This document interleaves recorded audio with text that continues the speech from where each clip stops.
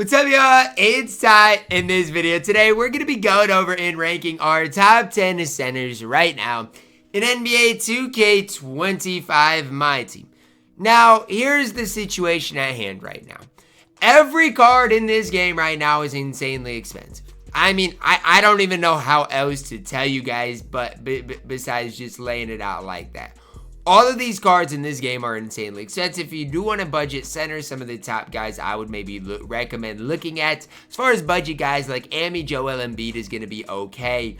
You can get Ami Anthony Davis. He's going to be okay as well. But this Joel Embiid, for budget guys, is probably the guy I would recommend getting. I think he's probably one of the more complete centers that you can get for that price tag right now in the game. And again, I don't know if you can find one badged up or not, but if you can, that is another point I do want to make. But as far as budget options, guys, you don't have a ton. There's not that many good budget centers. So try to save up at the center position. And when we get to a guy that I think's worth it, well, I tell you guys, as always, guys, I do think domination is one of the most rewarding things to play.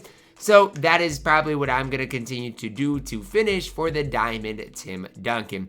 We're going to start it off at number 10, and we're going to plug in Amethyst Pau Gasol. I don't love Pau Gasol.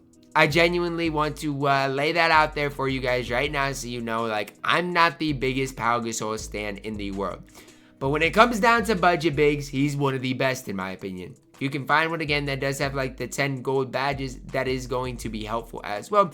And it's worth it for you guys to pay an extra, couple thousand MT for a badged up card. So if you can find a Pau Gasol that is all the way badged up, like this one for 44,000 coins, gonna help you out. 76 3-ball, decent standing dunk, driving dunk, decent block, decent interior, decent rebounder. 64 speed's not ideal, but he's gonna be solid. He's gonna be able to knock down shots. He's gonna be able to play decent enough defense.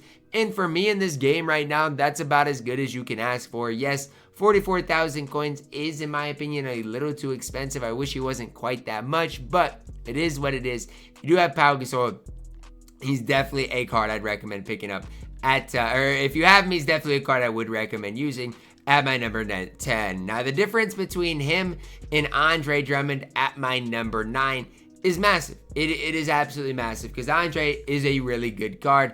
You guys can see this one right here, 6'11". Can't really shoot, does have a good standing driving dunk, really good defensively with the 84 speed, Hall of Fame rise up. Physical finisher, aerial wizard, as well as post power, some decent gold badges. For me, the big red flag with Andre Drummond is I wish he had more like Hall of Fame defensive badges. Like, where's the rebound chaser? Where's the box out beast? Where are those types of badges for Andre Drummond? He doesn't have them, and that is a just little bit concerning to me. And it looks like Andre is pretty rare right now in this game, though. So if you can find a way to snag Andre for relatively cheap, might be worth doing, in my opinion. I don't know what he's gonna settle for. I have absolutely no idea. But again, for like 100,000 coins, I don't think Andre Drummond is bad whatsoever. And it's crazy, this one's at 223. Like, this does just not add up to me whatsoever. But if you can find Andre Drummond for a not super expensive price, might be worth taking the chance to maybe buy him and resell him, something like that. I'm not gonna do that. But Andre Drummond at number 9 for me. At my number 8, this one I'm kind of biased for, so if you don't agree with me, that's fine. But I'm plugging in the Diamond Jeff Ruland, who was a buyout before the MT buyers came around. Like, he was literally a buyout a couple of days ago. Here's the thing for Jeff Ruland that I like over Andre Drummond. He can shoot the rock, 75 3-ball. Now, yes, Andre is going to be better defensively. There's no real doubt about that. But Jeff Ruland can shoot the ball relatively consistently. He was the reason I lost in King of the Court last weekend, though. I could not find his jump shot timing. I just kept missing shots with Jeff Ruland.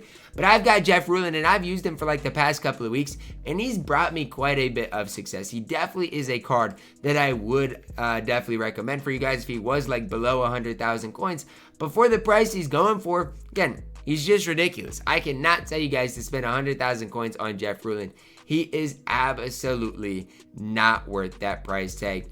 At my number 7, I'm plugging in Alperen Sengun, who I do believe is slightly better than a guy like Jeff probably, but he is expensive as well. And that's the one thing, the one trend you're probably seeing is these cards are all expensive. Sengun 6'11" compared to Jeff at 6'10". Gonna shoot the ball just a little bit more consistently. However, defensively for Sengun, it's not gonna be great. He's not a great defensive player. Stat-wise, badge-wise, he's not it. The one thing he has going for him is the Hall of Fame brick wall at 6'11". That's something that I can get behind for Sengun. If you can't find one that is super badged up, definitely is a card that I would not mind running whatsoever. If you find one with like Hall of Fame rebound chaser, that is really what I would be looking for. But Sengun, really solid. Again, going to be one of those stretch bigs. If you do like running stretch bigs in my team, Sengun is going to be one of your better options here at that center position.